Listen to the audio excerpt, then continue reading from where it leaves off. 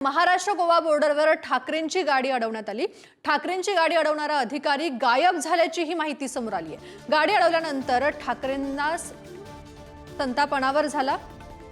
ठाकरेंची गाडी अडवणारा हा अधिकारी गायब झाल्याची देखील माहिती आहे।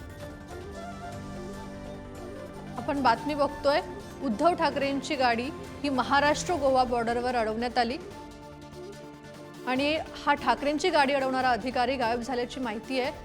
सकाळपासून उद्धव ठाकरेंची बॅग तपासण्यात आल्याचा व्हिडिओ समोर आला आणि त्यावरून राजकारण सुरू आहे आणि आता ही बातमी समोर येते।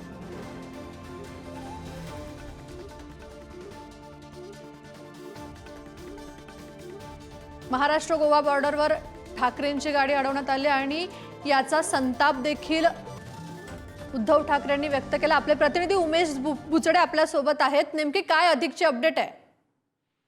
निश्चितच आपण पाहिलं की कोकणामध्ये उद्धव ठाकरेंची 3 सभा आहेत। पहिली सभा ही सावंतवाडीमध्ये होती आणि उद्धव ठाकरे मोपा एअरपोर्टवर उतरल्यानंतर ते इन्सुली चेकपोस्टवर म्हणजे बांदा येथे इन्सुली चेकपोस्ट आहे तिथे आले आणि त्यावेळी तिथे एक अधिकारी होता, पोलीस अधिकारी। त्याने गाडी थांबवली आणि तो गाडी थांबल्यानंतर अधिकारी तिथून गायब झाला आणि नंतर उद्धव ठाकरेंनी विचारलं कोणी गाडी थांबवली, कशासाठी थांबवली, ते संतापले देखील उद्धव ठाकरे आणि नंतर तिथे कोण दिसून आलं नाही। पण अचानकपणे हे उद्धव ठाकरे यांची गाडी अडवण्यात आली आणि तपासाचा उद्देश होता असं एक देखील समजतंय आणि त्यावेळी उद्धव ठाकरे संतापले। कार्यकर्ते देखील उतरले, नार्वेकर सोबत त्यांच्या होते आणि आज सावंतवाडीमध्ये त्यांची पहिली सभा इथे आहे आणि त्यानंतर ती कणकवलीमध्ये आहे, दुसरी आणि मालवणमध्ये आहे। त्यामुळे अशा तपासण्या ह्या सध्या सुरू आहेत, त्यांच्या बॅगांच्या आहेत, त्यांची जी जो गाड्यांच्या ताफा येतो त्याच्यामध्ये काय आहे का हे तपासणं येते। नेमकं काय कारण आहे तपासाचं असं देखील उद्धव ठाकरे विचारतात। आमच्याच का तपासताय बॅगा, अमित शहा येतात, मोदी येतात, पण त्यांच्या काय तपासत नाहीत असं एक राजकारण सुरू आहे। त्यामुळे कुठेतरी दडपशाही होत असल्याचं उद्धव ठाकरे म्हणतात। उद्धव ठाकरे यामध्ये अजूनही भाष्य केलं नाहीये।